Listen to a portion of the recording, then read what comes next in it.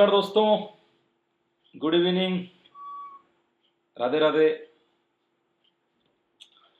आइए अपनी अभाव भरी क्लास में फिर से आपका स्वागत है। अभाव ही है बस, अब है ना। अभाव भरी क्लास में आपका स्वागत है। हम लोग शिक्षण विधियों की परिभाषाओं का अध्ययन कर रहे थे और परिभाषाओं के अंतर्गत अपन ने कुछ परिभाषाओं के ऊपर अध्ययन भी किया था, कुछ परिभाषाओं को अपन ने समझने की कोशिश भी की थी और कुछ परिभाषाओं के बारे में अपन ने जाना भी है। उसके आगे की जो परिभाषाएं हैं दोस्तों, उसके बारे में अपन आज अध्ययन करेंगे। बस आपको मैं ये देख रहा हूं कि बहुत दिनों से मैं ये नोट कर रहा हूं कि मनोबल जो है ना आप लोगों का थोड़ा बहुत कमजोर होता जा रहा है दोस्तों। आप लोग क्या कर रहे हो कि पढ़ाई के प्रति थोड़े से है ना धीरे हो गए हो, क्योंकि इतने पहले जो मैं देखता था कि काफी लोग ये जो अपने प्रीमियर वाली लाइव क्लासेस होती थी उसमें भी आते थे, बाद में भी वो काफी लगते थे, लेकिन पिछली कुछ क्लासों में देख रहा हूँ कि बहुत स्लो हो गए पढ़ने के लिए। ये मुझे पता है कि ये और कोई कारण नहीं है, ये मनोबल कमजोर होने के पीछे का कारण है। मनोबल कमजोर होने के पीछे का कारण ये है कि हम लोग इसे घबरा करके थक गए हैं कि अब रीट कब होगी, क्या होगी, कैसे होगी, पता नहीं, रुक जाए। अरे होनी है, एक दिन हो जाएगी दोस्तों। आपको कमजोर नहीं होना है, अपनी मेहनत को कमजोर नहीं करना है दोस्तों। अपनी मेहनत की मजबूती बनाए रखो। यदि आपने आज अपनी मेहनत को कमजोर कर दिया तो आगे भविष्य में चल करके कहीं न कहीं आपको भारी नुकसान दे सकती है दोस्तों। ये समय मिला है, समय आपको सदुपयोग करने के लिए मिला है, अच्छा उपयोग करने के लिए मिला है। तो इसका ढंग से, सही तरीके से, बढ़िया तरीके से इसका क्या करना है, हमें प्रयोग करना है दोस्तों। तो ऐसे ही यूं घबराए नहीं, है ना, हड़बड़ाहट नहीं है, तो उत्साहित न हो, आराम से रहें दोस्तों। और आराम से रहते हुए, रिलैक्स करते हुए आराम से क्या करें, पढ़ाई करें। मैं समझ सकता हूं कि इस विकट परिस्थिति में पढ़ पाना भी हमारे लिए थोड़ा उचित नहीं होगा, क्योंकि ऐसी परिस्थिति में पढ़ना भी मुश्किल होता है भाई। क्यों नहीं पढ़ पाते, इसके पीछे कारण है कि नहीं पढ़ पाने के पीछे सबसे बड़ा कारण ये है कि कोरोना काल भी चल रहा है, घर में बैठे बैठे बोर हो जाते हैं, वही दीवारें, वही लोग, नया कुछ देखने को नहीं मिलता है, बाहर निकलने को नहीं मिल रहा है। समझ सकता हूँ ये सारी परेशानी, लेकिन फिर भी सुबह सुबह उठ करके 1-2 घंटे, दिन में 1 आध घंटा, रात को 1-2 घंटे ऐसे निकालिए और 5-7 घंटे की जो पढ़ाई है अपने नियमित बना के रखिए। नियमित रूप से पढ़ाई करने से ही आपको ये एक बड़ी सफलता मिल सकती है दोस्तों। यदि आप इस जगह पे अपने आप को हार मान लेते हो, अपने आप को निराश कर देते हो, तो फिर आगे चल करके कुछ होना नहीं है दोस्तों। भारी नुकसान भी क्या हो सकता है, अपन को भुगतना पड़ सकता है। इसलिए मनोबल को ऐसे कमजोर मत कीजिए, मजबूत रखिए मनोबल को, है ना। मंजिल के पीछे भागना इतना आसान नहीं होता। और मैं आपको हर बार कहता हूं कि जैसे जैसे मंजिल पास में आती है ना, वैसे वैसे आपकी जो परेशानियां हैं वो भी क्या होती है दोस्तों, बढ़ती हैं। तो ये जो परेशानियां बढ़ रही है ना, इसका मतलब ये है कि 100% आपका रीट में सिलेक्शन होने वाला है इस बार। तो इसलिए इस रीट की सीट को सुनिश्चित कीजिए, है ना। उसके लिए आपको क्या करना पड़ेगा, नियमित पढ़ाई करनी पड़ेगी। ऐसे अपने आप को थोड़ा कमजोर मत कीजिए, अपने आप को मजबूत बनाइए, अपने आप को थोड़ा हिम्मत में रखिए दोस्तों। तभी जाकर के हम इस युद्ध को जीत पाएंगे। ठीक है दोस्तों, शुरू करते हैं। देखो आज की पहली क्लास, आज का जो पहला प्रश्न है वो क्या रहेगा, पहली डेफिनेशन है जो क्या रहेगी, डेफिनेशन बैंक अपना चल रहा था। डेफिनेशन बैंक की अपन बात कर रहे थे, उसके अंतर्गत अपन ने 5 क्लास से पहले देख ली थी और उसमें कुछ परिभाषाओं का अपन अध्ययन किया है। 5 क्लासों में मोटे मोटे तौर पर, मैं ज्यादा नहीं, एक क्लास में 10 परिभाषा भी यदि एक क्लास की समझू तो लगभग 50 के आसपास परिभाषाएं अपन पढ़ चुके हैं दोस्तों। उसके आगे की परिभाषाएं अपन पढ़ेंगे। देखो अब कहां तक जाती हैं, लगभग 200-300 परिभाषाएं मेरी करवाने की इच्छा है कि इतनी परिभाषाएं तो मैं आपको करवाऊंगा, ताकि आपका जो फ्लो है, सीखने का जो फ्लो है वो क्या है दोस्तों, बना हुआ रहे, किसी भी प्रकार की दिक्कत जो है वो आपके यहाँ पे नहीं आए। शुरू करते हैं आज के पहले प्रश्न का बिना वक्त गंवाए दोस्तों। तो आज की पहली डेफिनेशन ये रही आपकी स्क्रीन पर। क्या कहती हैं आज की पहली डेफिनेशन। उपलब्धि परीक्षण को लेकर के अपनी परिभाषाएं चल रही थी। उपलब्धि परीक्षण को लेकर के ही हमने पहले की कुछ कक्षाओं में उपलब्धि परीक्षण की परिभाषा पढ़ी थी। उपलब्धि परीक्षण के बारे में मैंने आपको बता भी रखा है कि उपलब्धि परीक्षण का मतलब क्या होता है। तो उपलब्धि परीक्षण का मतलब होता है एक निश्चित समय में बालक ने 2 क्रियाएं होती हैं विद्यालय में, एक शैक्षिक क्रिया होती है, दूसरी शैक्षिक क्रिया होती है। शैक्षिक क्रिया से बालक को जिसकी प्राप्ति होती है उसे हम ज्ञान कहते हैं, और शैक्षिक क्रिया से जिसकी प्राप्ति होती है उसे हम कौशल कहते हैं। तो एक बालक को शैक्षिक क्रिया से प्राप्त ज्ञान और शैक्षिक क्रिया से प्राप्त कौशल में कितनी योग्यता एक निश्चित समय में प्राप्त हुई है, इसकी जांच करना क्या कहलाता है दोस्तों, अपना उपलब्धि परीक्षण कहलाता है। यह चर्चा अपन ने उपलब्धि परीक्षण के बारे में कर रखी थी और ये भी मैंने आपको हल्का सा बता रखा है कि उपलब्धि परीक्षण जो होता है दोस्तों दो प्रकार का होता है। एक होता है परमापिकृत और एक होता है आपका अपरमापिकृत। इसको हम विशेषज्ञ निर्मित और शिक्षक निर्मित भी कहते हैं दोस्तों। तो ये दो प्रकार के उपलब्धि परीक्षण होते हैं। सामान्य तौर पर मैंने उपलब्धि परीक्षण को शॉर्ट में याद रखने के लिए आपको मैंने बता रखा है कि आपके वर्ष के अंत में जो परीक्षाएं होती है ना, उन परीक्षाओं को हम क्या कहेंगे, उपलब्धि परीक्षण कह सकते हैं। ऐसा मैंने आपको पहले बता रखा है दोस्तों। आइए अपन शुरू करते हैं। फ्रीमैन नाम का एक शिक्षा शास्त्री था। क्या नाम था दोस्तों? फ्रीमैन। हाँ बिल्कुल, ये फ्री था। फ्रीमैन नाम का जो शिक्षा शास्त्री था उसने क्या परिभाषा दी है, पहले परिभाषा को अपन पढ़ते हैं। इसने परिभाषा दी है, उपलब्धि परीक्षण वह अभिकल्प है जो एक विशेष विषय या पाठ्यक्रम के विभिन्न विषयों में व्यक्ति की ज्ञान, समझ व कौशल का मापन करता है। देखिए ये परिभाषा क्या करें, फ्रीमैन महोदय क्या कहना चाहते हैं। फ्रीमैन महोदय कहना चाहते हैं कि उपलब्धि परीक्षण वह अभिकल्प है जो एक विशेष विषय, जो एक विषय विशेष या पाठ्यक्रम के विभिन्न विषयों, यह नहीं है यहाँ पे, या है दोस्तों, है ना, या ये यह की जगह पे क्या आएगा आपका, या पाठ्यक्रम के विभिन्न विषयों में व्यक्ति की ज्ञान, समझ व कौशल का मापन करता है। देखिए ये कह रहा है कि उपलब्धि परीक्षण एक प्रकार का वह अभिकल्प है जो क्या करता है, किसी विशेष विषय, विशेष विषय का मतलब क्या होगा, पार्टिकुलर किसी सब्जेक्ट की बात कर रहा है ये, तो किसी विशेष विषय या अपन कह सकते हैं कि पाठ्यक्रम के विभिन्न विषय, पाठ्यक्रम जो आपकी कक्षा के अंतर्गत चलता है, जिस कक्षा के बालकों को आप सारे विषय पढ़ाते हो ना, वो क्या कहलाता है, उस कक्षा का पाठ्यक्रम कहलाता है।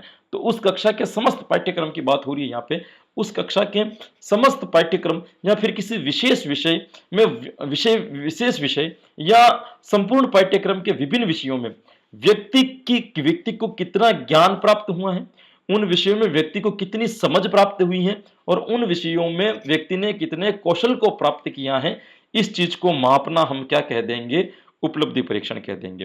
देखिए वापस समझने की कोशिश कीजिए। ये कह रहा है कि या तो किसी विशेष विषय या फिर किसी पाठ्यक्रम के विभिन्न विषय, पाठ्यक्रम के जो अलग अलग विषय होते हैं वह विभिन्न विषय में व्यक्ति की ज्ञान, समझ व कौशल का मापन करता है कि कितना इसको ज्ञान प्राप्त हुआ है, कितने इसको कौशल की प्राप्ति हुई है और कितनी इस व्यक्ति की समझ जो है इसके प्रति बड़ी है। इसको हम क्या कहेंगे, उपलब्धि परीक्षण कहेंगे।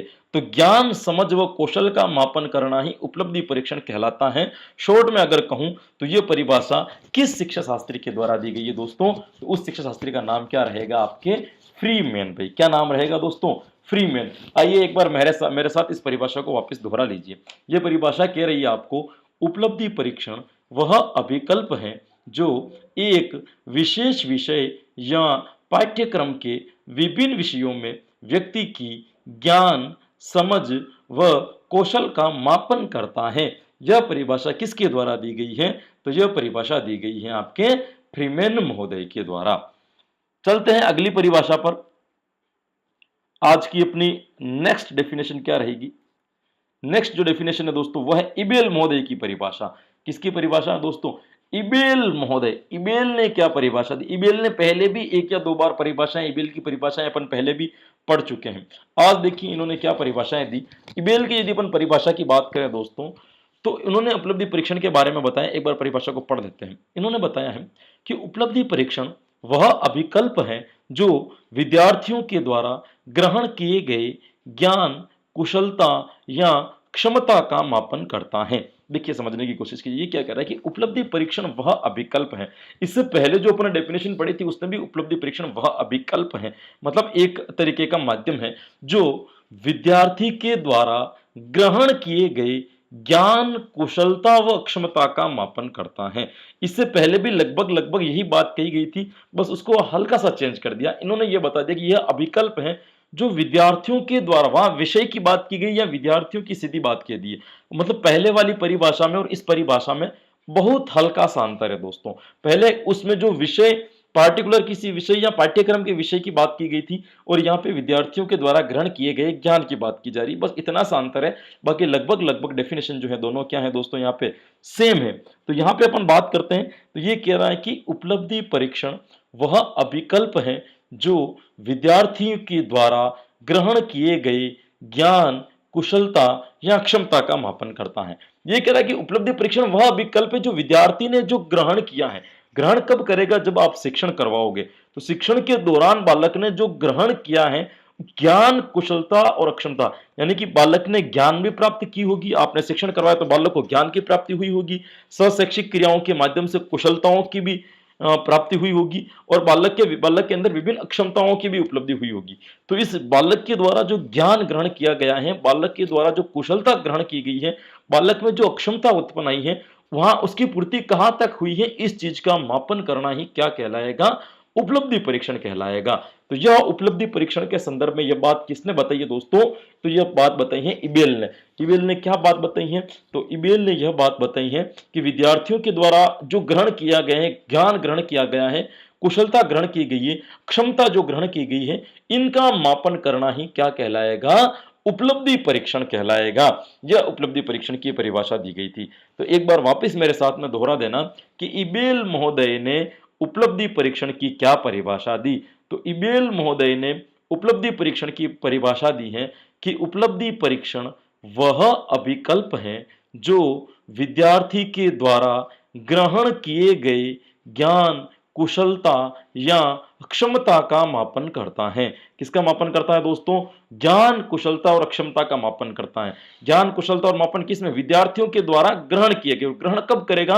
जब आपने शिक्षण करवाया होगा। तो ये जो परिभाषा दी गई थी वो किसके द्वारा दी गई है? तो ये दी गई है इबेल महोदय के द्वारा। किसके द्वारा दी गई दोस्तों? इबेल महोदय के द्वारा। चलते हैं अगली डेफिनेशन पर।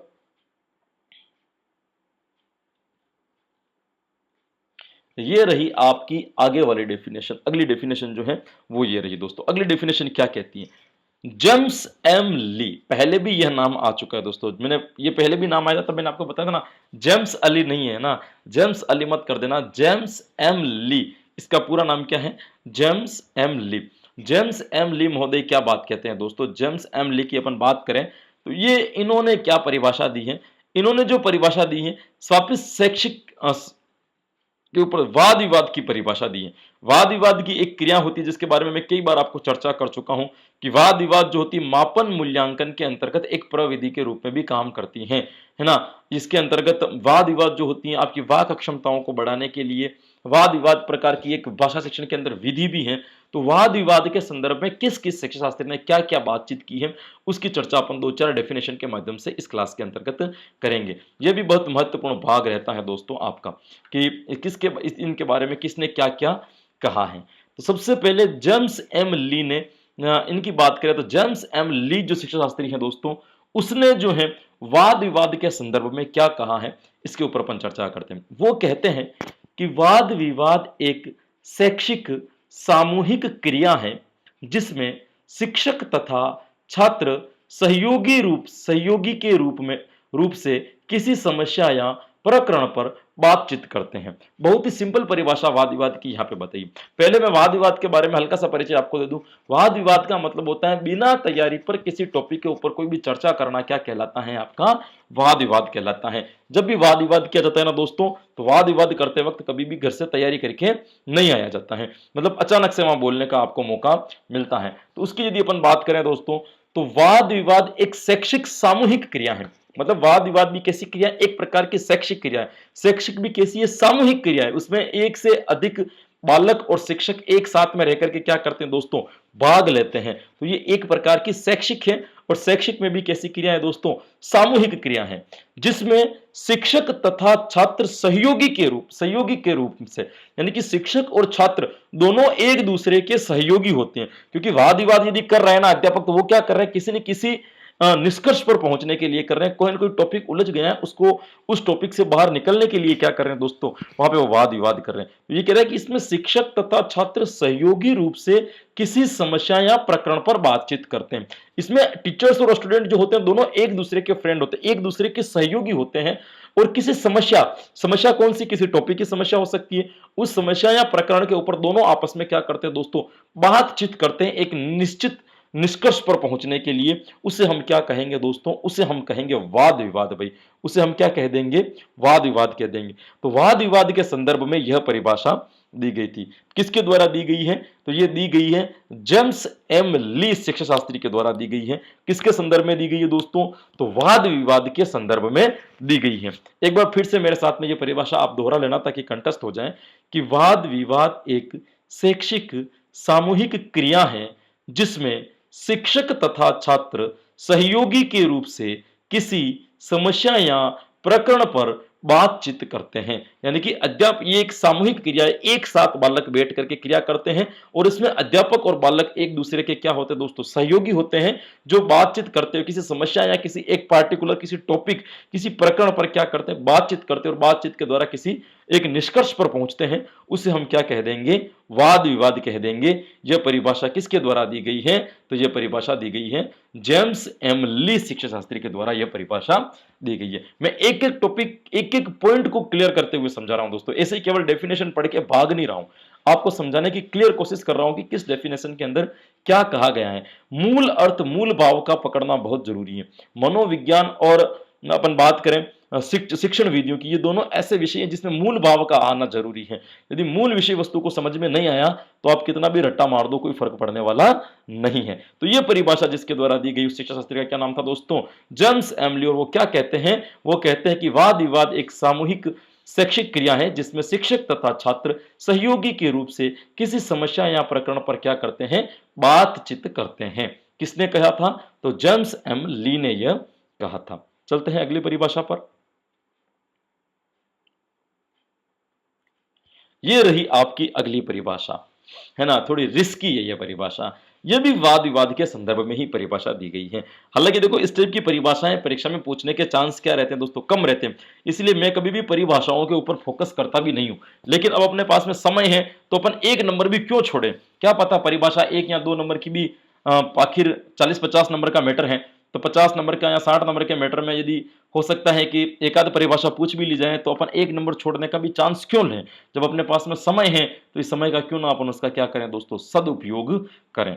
तो देखिए, रिस्क ने वाद विवाद के संदर्भ में क्या कहा है, इस परिभाषा के ऊपर अपन हल्की से क्या मारते हैं दोस्तों? नजर मारते हैं। पहले परिभाषा एक बार पढ़ लेते हैं। देखिए, मैं एक परिभाषा को 3 से 4 बार पढ़ रहा हूं।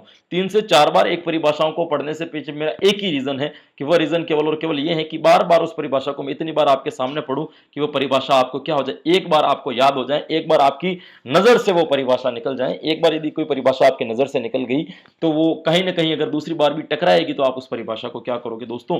पहचान लोगे। देखिए, वाद विवाद के संदर्भ में क्या कहा है कि वाद विवाद का अर्थ है अध्ययन को जानने वाली समस्या या प्रकरण में निहित संबंधों का विचारशील विवेचन। इन्होंने वाद विवाद का अर्थ बताया है। किसने बताया है?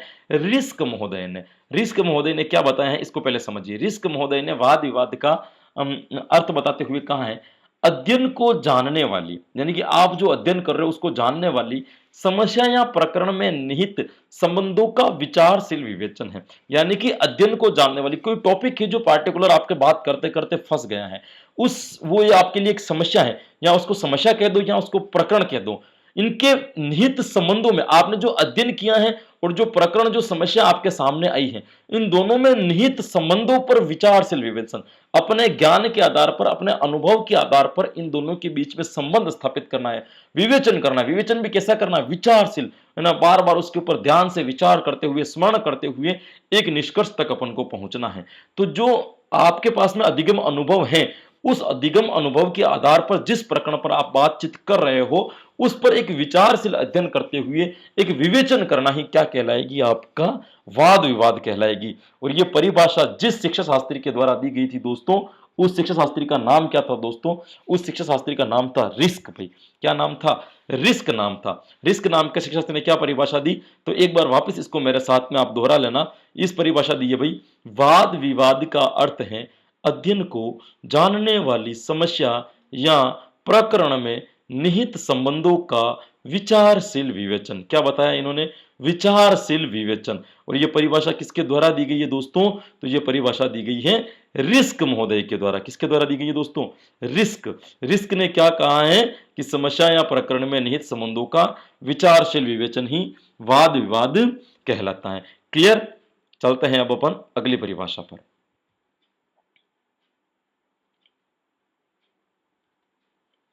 ये रही दोस्तों आपकी फिर से अगली परिभाषा, और वो भी किसके संदर्भ में है, वो भी आपके वाद विवाद के संदर्भ में ही है। देखिए आज वाद विवाद को लेकर के काफी परिभाषाएं आई हैं, सबकी आएगी, ऐसी गणित की भी आएगी, ऐसी सामाजिक की भी आएगी, अलग अलग टॉपिक पर भी आएगी, परिभाषाओं की कोई कमी नहीं है, भरी पड़ी है परिभाषाएं।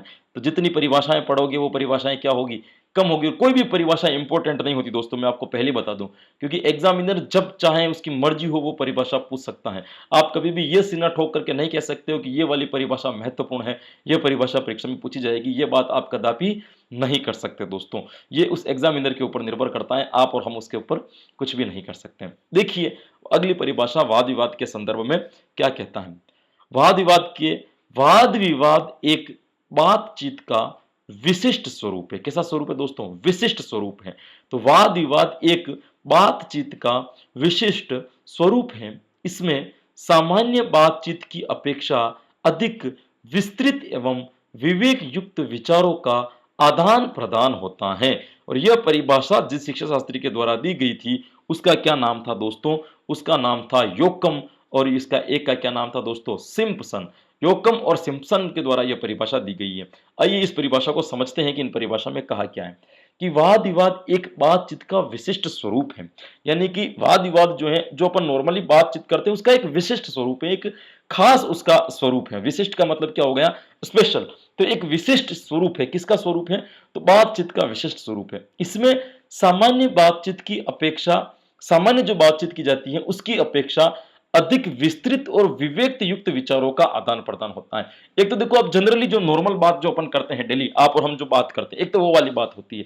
लेकिन वाद विवाद के अंदर क्या होता है कि जनरली वो बात ना होकर के इसके अंदर क्या होता है, सामान्य बातचीत की अपेक्षा अधिक विस्तृत। वाद विवाद में क्या होता है, हर टॉपिक के ऊपर विस्तृत चर्चा की जाती है, विस्तार से चर्चा की जाती है, हर एक चीज के बारे में जाना जाता है, तब जाकर के वह कंसेप्ट या वो प्रकरण अपना क्या होता है दोस्तों, क्लियर होता है। तो अधिक विस्तृत एवं विवेक युक्त विचारों का आदान, विवेक युक्त का मतलब क्या होता है, शांति के साथ में अपने विचारों का आदान प्रदान करना है, साथ में आपको प्रमाण देते हुए अपने विचारों का आदान प्रदान करना है ना। ऐसे हवा में बात नहीं छोड़नी, हर चीज के पीछे क्या देना है, आपको प्रमाण देना है कि हाँ ये मैं बात कर रहा हूं, ये बात यहां से ली गई है, इस आधार पर इस बात को क्या माना गया दोस्तों, सत्य माना गया है। यह प्रमाण का होना आपका आवश्यक है। उससे हम क्या कह सकते हैं, वाद विवाद कह सकते हैं। मैं फिर से आपको दोहरा रहा हूं कि वाद विवाद की परिभाषा की बात यहां पे चल रही है दोस्तों। तो वाद विवाद एक बातचीत का विशिष्ट स्वरूप है। एक नॉर्मल, विशिष्ट का मतलब हो गया खास स्वरूप है। इसमें सामान्य बातचीत की अपेक्षा, जो नॉर्मली जनरली जो आप बातचीत करते हो लोगों से, जनरली जो आप सामान्यतः जो आप दैनिक जीवन में या दैनिक व्यवहार में जो बातचीत करते हो उसकी अपेक्षा, उसकी तुलना में ये जो वाद विवाद है अधिक विस्तृत होता है। सामान्य बातचीत आपकी नॉर्मल हो सकती है, लेकिन वाद विवाद क्या होगा, थोड़ा सा विस्तृत होता। और विस्तृत के साथ में कैसा होगा, विवेक युक्त विचारों का आदान प्रदान होता है। विवेक युक्त का मतलब हाँ, जिसमें शांति के साथ में बिना क्रोध किए हुए, बिना गुस्सा हुए, प्रामाणिकता के साथ में अपनी बात को पेश करना और प्रामाणिकता के साथ में दूसरों की बात को सुनना, विचारों को एक दूसरे के पास में पहुंचाना क्या कहलाएगा सॉरी, क्या कहलाएगा, आपका वाद विवाद कहलाएगा। तो मैं आपको कहना चाह रहा हूं कि वाद विवाद के संदर्भ में यह परिभाषा दी गई है। तो यह परिभाषा किसके द्वारा दी गई है दोस्तों, तो यह परिभाषा दी गई है योक्कम और एक शिक्षा शास्त्री का नाम है सिम्पसन। भाई क्या नाम है, योक्कम व सिम्पसन ने यह परिभाषा दी है। क्या परिभाषा दी है, देखिए, वाद विवाद एक बातचीत का विशिष्ट स्वरूप है। इसमें सामान्य बातचीत की अपेक्षा अधिक विस्तृत एवं विवेक युक्त विचारों का आदान प्रदान होता है। यह बात कहने वाले जो शिक्षा शास्त्री थे दोस्तों, उसका क्या नाम था, तो एक का नाम था योक्कम और दूसरे का क्या नाम था, सिम्पसन। दोस्तों क्या नाम था, योक्कम और सिम्पसन। That's clear. यहां तक आपकी यह परिभाषा क्या हो जाती है, कंप्लीट। चलते हैं अगली परिभाषा के ऊपर। ये रही दोस्तों आपकी अगली परिभाषा। अब देखिए, पहले वाद विवाद की कुछ परिभाषाएं थी, अब ये परिभाषा वापस शिक्षण से रिलेटेड आ गई है। शिक्षण की मैंने कहा ना, परिभाषाएं सारी मिक्स आएगी दोस्तों, है ना। मेरे पास में केवल परिभाषाएं लिखी हुई है, कभी भी ये नहीं पता है मुझे कि किसने कौन सी परिभाषा किस संदर्भ में से, मैंने टॉपिक वाइज कोई बांट भी नहीं रखा। मैं बहुत ऐसे तो मैं बहुत आलसी प्रवृत्ति का आदमी हूं, है ना। कभी भी मैं इतने नोट्स के ऊपर ध्यान नहीं देता हूं। मैं मतलब हाँ, ये मतलब की चीज सीखता हूं कि जितना दिमाग में स्टोरेज कर सकते हो, जिसकी वास्तविकता में जितनी आवश्यकता है उस चीज के ऊपर अधिक फोकस करता हूं। बाकी जिसकी आवश्यकता नहीं है उसको वैसे मैं जनरली छोड़ देता हूं। कोई भी आज दिन तक मैं आपको गारंटी नोट दे रहा हूं, मेरे शिक्षण वीडियो के नोट सारे यहां हैं। मेरे पास में जितने भी है ना वो यहाँ है। मेरे पास में यदि कोई पूछे गुरुजी आपकी डायरी की फोटोकॉपी करवा के दो, अरे मेरे पास में डायरी है ही नहीं, मैं फोटोकॉपी करवा के कहाँ से दूं? जितना भी पढ़ा है दिमाग में पढ़ा है, बाकी कुछ होगा तो छोटे मोटे शॉर्ट नोट्स होंगे, है ना, कुछ भी नहीं है। तो जरूरत जो चीजें हैं वो मैं ज्यादा इंपॉर्टेंट रखता हूं। तो आपको भी मैं पढ़ा रहा हूं, पहले इंपॉर्टेंट चीजें मैंने आपको पढ़ा दी दोस्तों। कम इंपॉर्टेंट चीज वाली के ऊपर अपन बात ध्यान भी क्या देते हैं, कम देते हैं। तो जहां से प्रश्न पुटअप अधिक होते हैं वो बातें मैंने आपको पहले बता दी। अब देखिए एक शिक्षा शास्त्री जिसका नाम है आई.वी. डेविस। क्या नाम है दोस्तों? आई.वी. डेविस। आई.वी. डेविस क्या कहते हैं? आई.वी. डेविस मूल्यांकन के संदर्भ में अपनी बात रखते हैं और मूल्यांकन के शिक्षण के संदर्भ में अपनी बात कहते हैं। और शिक्षण के संदर्भ में अपनी बात क्या कहते हैं? ये कहते हैं कि शिक्षण व्यवस्था के सभी पक्षों के व्यवहारिक रूप का आलेख ही पाठ योजना है। सॉरी, इन्होंने जो परिभाषा दी वो किसके ऊपर दे दी? पाठ योजना। आई.वी. डेविस ने शिक्षण के ऊपर भी परिभाषा दी, वो भी आगे अपन पढ़ेंगे। अभी ये जो दी इन्होंने पाठ योजना की परिभाषा दी। पाठ योजना मैंने विस्तृत से आपको पढ़ा रखी है दोस्तों, इतनी विस्तृत से जिसकी आप कल्पना भी नहीं कर सकते हो। बहुत बढ़िया तरीके से रीड से तो लेवल और ऊपर उठा करके मैंने आपको पाठ योजना जो है ना क्लियर करवा दी है। तो वहां पे पाठ योजना के संदर्भ में आई.वी. डेविस महोदय क्या कहते हैं कि शिक्षण व्यवस्था के सभी पक्षों के व्यवहारिक रूप का आलेख ही पाठ योजना है। कि अपन पाठ योजना भाई किसे कहेंगे? तो पाठ योजना की मैं सामान्य से परिभाषा तो मैंने आपको दे रखी। पाठ योजना का मतलब होता है कि कक्षा में शिक्षण करवाने से पहले आपको पूर्व में घर पे तैयारी करनी है कि मुझे कल वहां जाकर के किस प्रकार का शिक्षण करवाना है, वह क्या कहलाएगा? आपका पाठ योजना कहलाएगी। लेकिन यहाँ पे थोड़ी संदर्भ से हट करके बात हो रही है। क्या बात हो रही है? ये कह रहे हैं कि शिक्षण व्यवस्था के सभी पक्षों के व्यवहारिक रूप का आलेख ही पाठ योजना है। यानी कि जो शिक्षण की जो व्यवस्था है, शिक्षण की व्यवस्था का मतलब क्या होगा? जिसमें सब प्रकार की क्रियाएं होगी जो आप कक्षा के अंतर्गत एक करते हो, चाहे वो शिक्षण विधियों का प्रयोग करना हो, सहायक सामग्री का प्रयोग करना हो, किसी भी प्रकार के प्रश्न पूछने हो, वो सब कुछ शिक्षण व्यवस्था के अंतर्गत आता है। तो ये कह रहा है शिक्षण व्यवस्था के सभी पक्षों का व्यवहारिक रूप का आलेख ही पाठ योजना है। कि आप शिक्षा व्यवस्था के अंदर सारे जितने भी पक्ष हैं उनका व्यवहारिक रूप का आलेख, किसका प्रयोग आप कैसे करोगे, व्यवहारिक रूप से उसको जोड़ देना है कि मुझे किस तरीके से यह शिक्षण करवाना है कल कक्षा में जाकर के।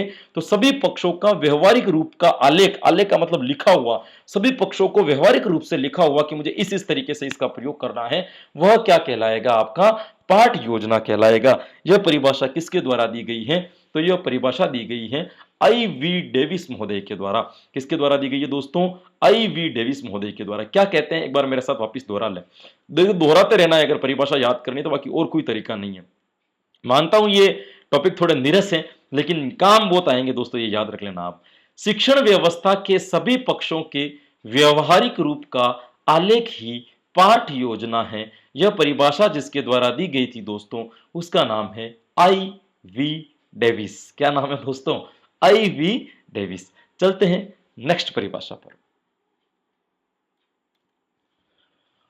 देखिए अगली परिभाषा भी किसके संदर्भ में आती है दोस्तों? पाठ योजना के संदर्भ में ही वापस से परिभाषा आई है। पहले भी पाठ योजना के संदर्भ में ही थी परिभाषा, अब जो वापस परिभाषा पूछी गई वो भी किसके संदर्भ में पूछी गई है दोस्तों? पाठ योजना के संदर्भ में ही यह परिभाषा पूछी गई है। क्या परिभाषा है? यह परिभाषा है शिक्षण क्रियाओं तथा उद्देश्यों के आलेख को ही पाठ योजना कहते हैं। यह परिभाषा देने वाला जो शिक्षा शास्त्री था उसका नाम था दोस्तों बोसिंग। क्या नाम था दोस्तों? बोसिंग महोदय के द्वारा यह परिभाषा दी गई है। क्या परिभाषा दी गई है? परिभाषा दी गई है शिक्षण क्रियाओं तथा उद्देश्यों के आलेख को ही पाठ योजना कहते हैं। देखिए डेफिनेशन को समझिए। ये कह रहा है कि शिक्षण क्रियाएं, जो शिक्षण की आप क्रिया कराते हो, पढ़ाते वक्त आप जो भी क्रियाएं करवाते हो, तथा उद्देश्य, जो आप उद्देश्य निर्माण करते हो, उनका आलेख ही पाठ योजना है। कि किस आप शिक्षण करवाते समय कौन कौन सी क्रिया करोगे और किन किन उद्देश्य की प्राप्ति के आधार पर क्रिया करोगे, बालक के व्यवहार में क्या क्या परिवर्तन लाओगे, किन किन उद्देश्यों का आप निर्माण करोगे, बालक में कौन कौन सी उद्देश्य प्राप्ति के लिए आप ये शिक्षण करवाओगे, इनका एक आलेख तैयार करना ही क्या कहलाता है? पाठ योजना कहलाता है। यह परिभाषा जिसके द्वारा दी गई थी दोस्तों उस शिक्षा शास्त्री का क्या नाम था? उस शिक्षा शास्त्री का नाम था बोसिंग महोदय। क्या नाम था दोस्तों? बोसिंग महोदय। तो बोसिंग महोदय के द्वारा क्या परिभाषा दी गई है? वापस दोहराना, एक शिक्षण क्रिया, शिक्षण के दौरान आप जितनी भी क्रिया करते हो उसको अपन क्या कहेंगे? शिक्षण क्रियाओं तथा उद्देश्यों का आलेख। जो शिक्षण से पहले आप उद्देश्यों का निर्माण करते हो और उस उद्देश्य की पूर्ति के लिए शिक्षण में क्रियाएं करते हो, उन दोनों का आलेख तैयार करना ही पाठ योजना कहलाती है। यह बात करने वाले जो शिक्षा शास्त्री थे उनका नाम था बोसिंग। एक बार परिभाषा मेरे साथ में फिर से आप दोहरा लेना। देखिए शिक्षण क्रियाओं तथा उद्देश्यों के आलेख को ही पाठ योजना कहते हैं। यह परिभाषा देने वाले शिक्षा शास्त्री का नाम है बोसिंग महोदय। क्या नाम है दोस्तों? बोसिंग महोदय, है ना। चलते हैं अगली परिभाषा पर। ये रही दोस्तों अगली परिभाषा आपकी स्क्रीन पर। ये भी दी थी बोसिंग महोदय ने। पहले वाली परिभाषा भी किसने दी थी? बोसिंग महोदय ने दी थी। उस दूसरी परिभाषा भी किसके द्वारा दी गई है? बोसिंग महोदय के द्वारा ही दी गई है। क्या परिभाषा दी गई है दूसरी? आइए पढ़ते हैं एक बार। इन्होंने कहा है, पाठ योजना वह शीर्षक है जिसके अंतर्गत शिक्षक कक्षा कक्ष में कुछ निश्चित उपलब्धियों से कुछ निश्चित क्रियाओं के द्वारा प्राप्त करने का प्रयास करता है। ये कह रहा है कि पाठ योजना वह शीर्षक है, यानी कि पाठ योजना वह टॉपिक है जिसके अंतर्गत शिक्षक कक्षा कक्ष में कुछ निश्चित उपलब्धियों से कुछ निश्चित क्रियाओं के द्वारा प्राप्त करने का प्रयास करता है। कि पाठ योजना को इन्होंने एक शीर्षक ही बता दिया। तो पाठ योजना क्या? एक प्रकार का टॉपिक है जिसके अंतर्गत अध्यापक क्या करता है? कक्षा कक्ष के अंतर्गत कुछ तो निश्चित उपलब्धि यानी कि बालक की योग्यताएं और कुछ निश्चित क्रियाओं के द्वारा उस पाठ योजना को प्राप्त करने की कोशिश करता है। मतलब जो योजना बना देती है उस योजना को पूरी करने की कोशिश करता है। और पूरी करने की कोशिश किसके द्वारा करता है? कक्षा कक्ष में निश्चित उपलब्धियों के द्वारा और कुछ निश्चित क्रियाओं के द्वारा। कुछ उपलब्धि जो बालक को पहले से पता है और कुछ अध्यापक क्रिया करवा करके उस पाठ योजना को पूर्ण प्राप्त करने की कोशिश करता है। जो योजना आपने बनाई है उसको पूर्ण करने की कोशिश करता है। यह परिभाषा भी किसके द्वारा दी गई है? बोसिंग महोदय के द्वारा दी गई है। तो एक बार मेरे साथ में इस परिभाषा को वापस दोहरा भी लें कि पाठ योजना वह शीर्षक है जिसके अंतर्गत शिक्षक कक्षा कक्ष में कुछ निश्चित उपलब्धियों से कुछ निश्चित क्रियाओं के द्वारा प्राप्त करने का प्रयास करता है। यह परिभाषा किसकी है? तो यह परिभाषा है दोस्तों बोसिंग महोदय की। चलें, तो ये लीजिए आपकी अगली परिभाषा आपकी स्क्रीन पर। ये पढ़ ली, ये लीजिए। ये रही आपकी अगली परिभाषा। ये परिभाषा क्या कह रही? ओहो, आगमन विधि की परिभाषा आ गई। जायसी शिक्षा शास्त्री का क्या नाम है दोस्तों? जायसी नाम का शिक्षा शास्त्री। क्या परिभाषा दी है इन्होंने? इन्होंने परिभाषा दी है आगमन विधि के ऊपर कि आगमन विशेष दृष्टांतों की सहायता के सामान्य नियमों की विधि पूर्वक प्राप्त करने की प्रक्रिया है। आगमन विधि की बात कही दोस्तों, जहां पर पहले उदाहरण दिए जाते हैं उसके बाद में नियम प्रस्तुत किए जाते हैं, उसे हम क्या कहते हैं? आगमन विधि कहते हैं दोस्तों। तो आगमन विधि के बारे में जायसी क्या कहते हैं? ये कहते हैं कि विशेष दृष्टांतों की सहायता के सामान्य नियमों को विधि पूर्वक प्राप्त करने की प्रक्रिया। दृष्टांत का मतलब क्या हो गया? उदाहरण।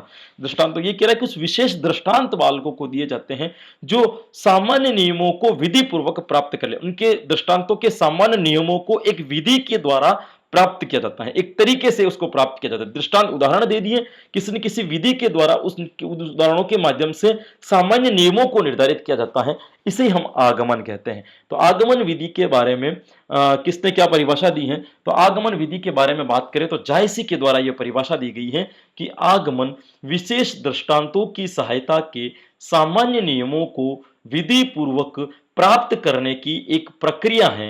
यह परिभाषा दी गई है। तो यह परिभाषा किसके द्वारा दी गई है? जायसी के द्वारा। चले आगे, ये लीजिए आज की अंतिम परिभाषा आपकी स्क्रीन पर। यह परिभाषा क्या कहती है दोस्तों?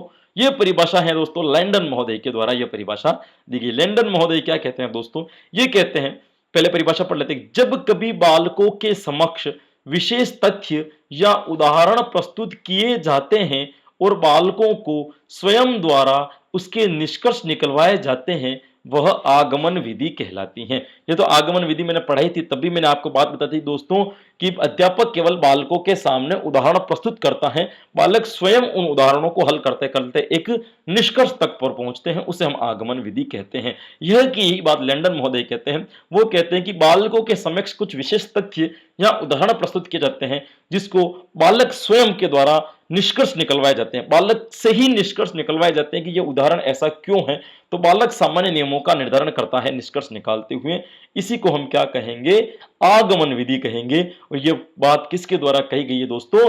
लैंडन महोदय के द्वारा। तो एक बार इस परिभाषा को भी मेरे साथ दोहरा लीजिए कि जब कभी बालकों के समक्ष विशेष तथ्य या उदाहरण प्रस्तुत किए जाते हैं और बालकों को स्वयं द्वारा उसके निष्कर्ष निकलवाए जाते हैं, वह आगमन विधि कहलाती हैं। और यह परिभाषा किसके द्वारा दी गई है? तो यह परिभाषा दी गई है दोस्तों आपके लेंडर महोदय के द्वारा यह परिभाषा दी गई है दोस्तों। ये थी दोस्तों आज की अपनी छोटी सी क्लास, जिसके अंदर अपन ने 10 परिभाषाओं को क्या किया है, एक्सप्लेन किया है, समझने की कोशिश की है। इसी तरीके से अपन नई नई परिभाषा लाते रहेंगे, चलता रहूंगा। मैं आपके साथ में तैयारी के लिए तैयार हूं, तो आप लोग भी थोड़ी मजबूती के साथ में, थोड़े जोश के साथ में ये और अपनी तैयारी को है ना एक उत्साह के साथ में चालू रखिए, ताकि आपकी मंजिल आपके और करीब आती चली जाए दोस्तों। और दूसरा, आपको पता है कि मैं भी घर बैठे क्लासें ले रहा हूं, इस कोरोना महामारी में बाहर जाने का नाम नहीं ले रहा हूं, तो आप भी अपने घर से ही क्लासों को क्या करिए दोस्तों, लीजिए, बाहर मत निकलिए, स्वस्थ रहिए, स्वच्छ रहिए, अपने और अपनों का ध्यान रखिए, बिल्कुल भी इस बीमारी को लेकर के लापरवाही मत कीजिए और घर बैठे अपनी तैयारी को मजबूत करते रखिए। मिलते हैं हम अगली क्लास में कुछ ऐसी ही नई परिभाषाओं के साथ में, तब तक के लिए दोस्तों राधे राधे।